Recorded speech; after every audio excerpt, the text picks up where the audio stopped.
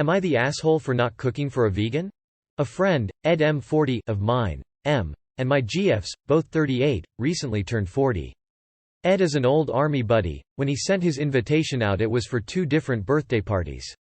One on his actual birthday weekend was billed as making up for my 21st spent up a mountain in Afghanistan. The second is a more civilized affair for those who don't want to or can't drink like they're going to jail. We RSVP'd to both, and last weekend we met at a rented house and had a party to shame Dionysus.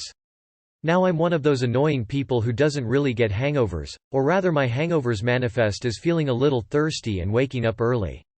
So I woke at 07:00 and decided to go for a run. While running I saw a small shop in the village was open, so on my return leg I stopped and bought everything you could possibly put in a breakfast. I got back into the cottage, cleaned up enough to find the kitchen, and after making buckets of coffee and tea I fried up a breakfast.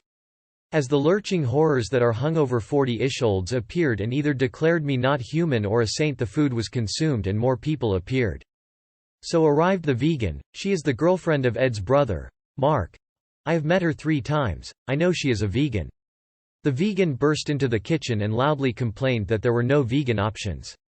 I explained that I had purposefully used oil not butter for most things so she could have eggs, wilted, fresh spinach, tomato, mushrooms, fried bread, toast, beans, potato scones. I also said that I had some fruit, a few avocados, or I could direct her to the shop. It was a few minutes walk away. She exploded. She screamed that I'd offered her eggs, that I was a dick for cooking meat when a vegan was on the property, that I might have used the same pans, utensils for the meat or vegan options.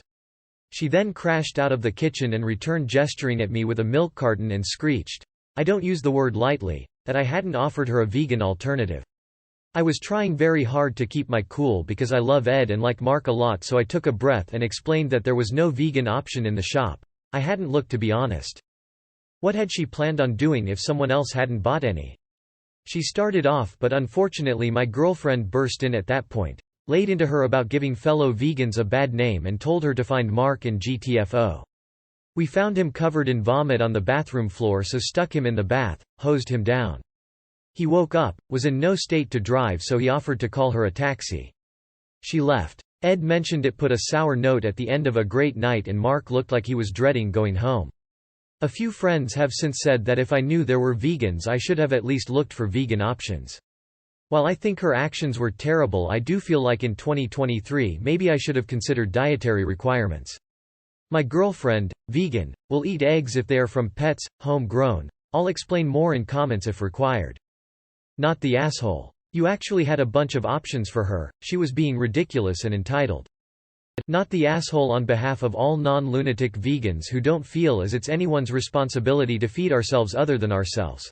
Sorry about her. Not the asshole, your girlfriend is not a vegan who eats eggs, she is a vegetarian. But anyway, not an asshole, there were some fruit, potato and toast options, and any vegan staying away should be willing to bring their own stuff or do some shopping.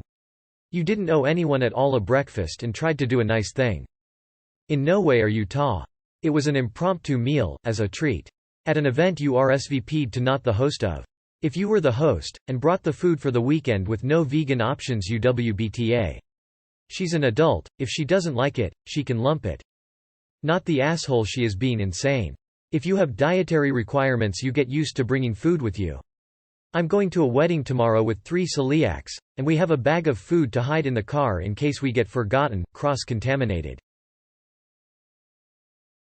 Am I the asshole for telling my father it's not my fault he failed at his dream? I, 21F, want to preface with that fact that I do love my dad, 59M. However, I've reached my breaking point. My father has always had a passion for racecar driving. My father finally found the time and money in his 30s to pursue this dream seriously. He has a lot of trophies in the storage room of our house from his 10 years of racing, plus some VHS tapes.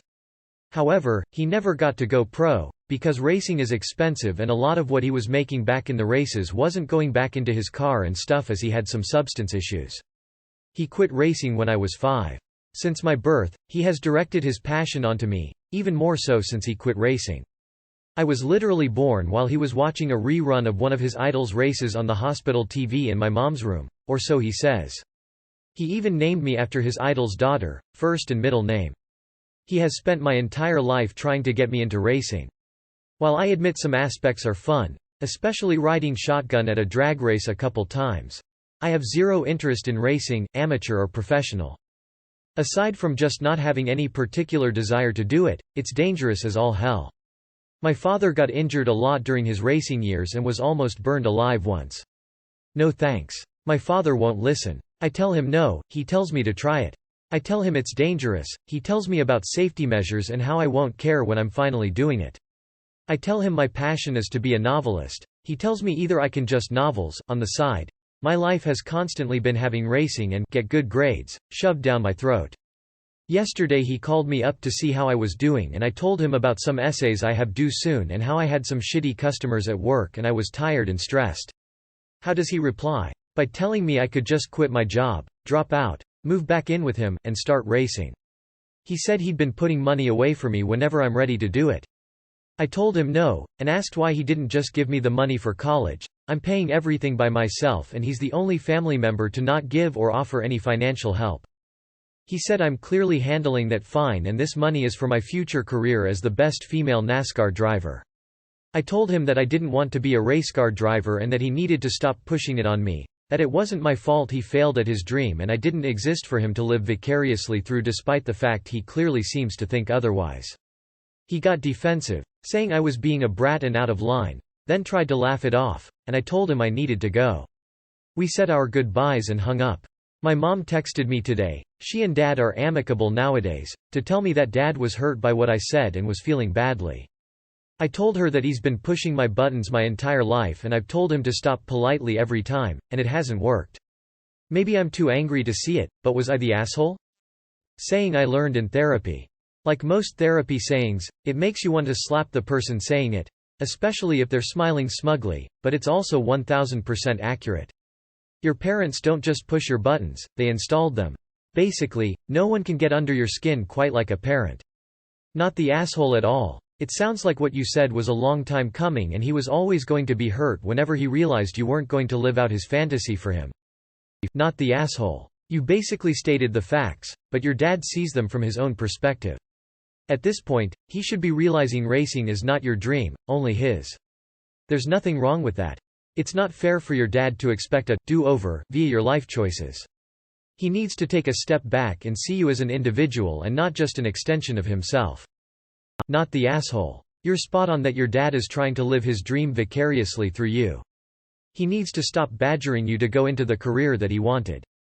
Not the asshole. He hasn't been hearing you for years, directness was definitely required. Not the asshole. Reminds me of a lot of parents I encountered when I refereed youth sports. Am I the asshole for losing my temper with my ILs and asking them to leave? I, 28F, had my first baby 6 weeks ago. I was already a stepmom to my husband's 2 kids who were 5 and 6 when I came into their lives. They are now 8 and 9. My husband and his ex-wife share custody equally of their 2 children, so the kids are in our home every other week. But my husband is the primary parent in our home.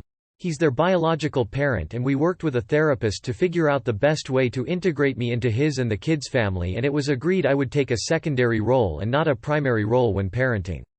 So even though I am a stepmom, I don't have all the same experiences as my husband as their bio-parent. But I also wasn't around them from birth. Having my first baby has been challenging at times. It was made worse by my ILs.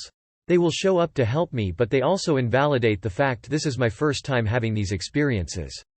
They will bring up my stepkids as being my experience or say I'm an expert at doing all these things because I have 2 kids already. But I have none of these newborn experiences. My husband wasn't aware of everything they were saying. He heard them once and commented that it was different because I wasn't around my stepkids when they were this little. But for the most part one thought I could work things out with my ILs instead. Baby is having a rough time. Our Petty is doing tests because baby is not sleeping and is crying a little more than Petty would like, and the kind of cry is making Petty want to check that everything is okay. So we're both sleep deprived and I'm not eating great. Baby was crying a lot and I voiced out loud that I was so lost and being a new mom was brutal. My mill told me I shouldn't be feeling that way on my 3rd kid and I should take all the experience I have as a mom of 3 and figure out a way to settle myself so I can settle baby. Phil said I was overthinking and calling myself a new mom was incorrect because I have been a mom for years. I lost my temper. I was just so tired and I told them I was a new mom. I had never raised a baby before and wasn't my stepkid's mom.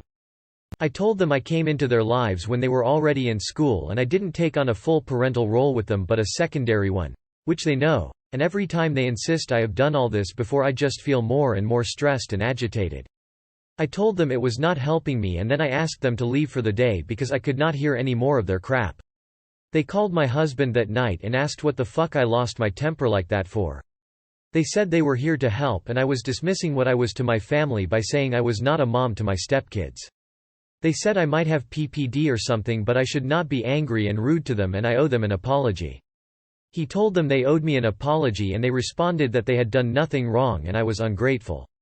Am I the asshole? Not the asshole. Your in-laws are wrong all the way. This is your first child. And good to see your husband is 100% on your side. On what level in their brains have they suddenly decided that you gave birth to these 2 other children? Ones that you aren't even allowed to mother properly. You are the only not the asshole here. Not the asshole. Is your own family on hand for support? Your ILs are trying to wind you up. Just don't let them in until they have apologized and agree to back off with the crap parenting advice.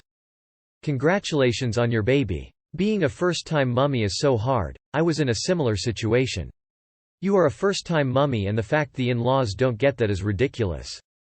Not the asshole. I'd have a serious talk with your husband about the blatant disrespect from his parents. Am I the asshole for refusing to stay with my sister to babysit her baby? I just graduated uni 2 months ago and have been staying over at my BF's place for 2 reasons. 1. So I could find a job since his place is closer to the city so it's easier to look for a job.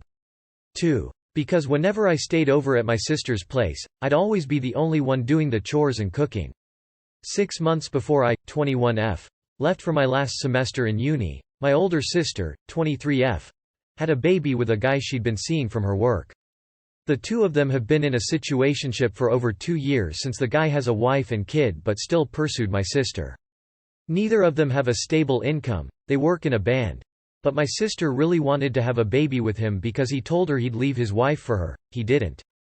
Now, I've been asked to help my sister take care of the baby sometimes during the weekend or whenever she had a gig at night.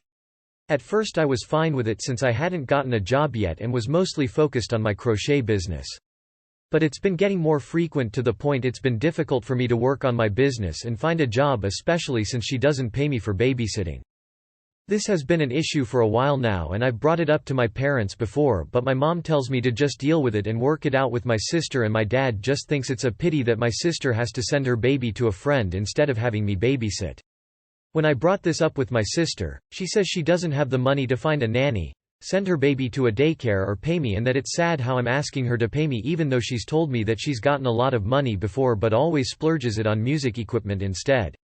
This time she asked me to babysit for 5 days, without pay, since her friend who's been staying with her in exchange for babysitting would be out of town. I only agreed to take care of the baby for 2 days this time because I just got my period and haven't been feeling well.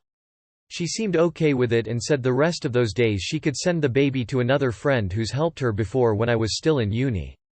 Today I found out she'd told our parents that I was staying at my BF's place instead of taking care of the baby, even though I did, because I got a text from my mom getting mad at me for refusing to take care of my nephew for the whole week. I told her that I did take care of the baby and am staying at my BF's place during the days I won't be taking care of the baby.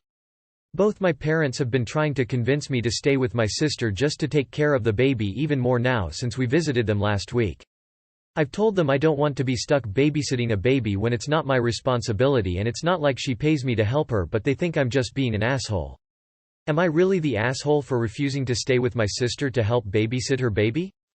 Not the asshole. Just say no. If your parents feel so strongly about it then they can babysit. Not the asshole. You are not responsible for her life choices and the consequences of those choices. Do what you feel comfortable doing. That could be nothing, helping her once a week or whatever you decide works for you. But you are not obligated to fix the mess she created. Not the asshole. She says she can't afford to pay you. Just tell her you can't afford to babysit for free anymore. Being related doesn't obligate you to help her. She's the one who chose to have a baby with a married man, not you. Time for your sister to grow up and get a real job. Not the asshole, she knowingly had a child with a married man and now expects you to care for the child for free. You didn't have the baby. Your nephew is not your responsibility. If your parents are so damn concerned for their grandkid, they can babysit for free.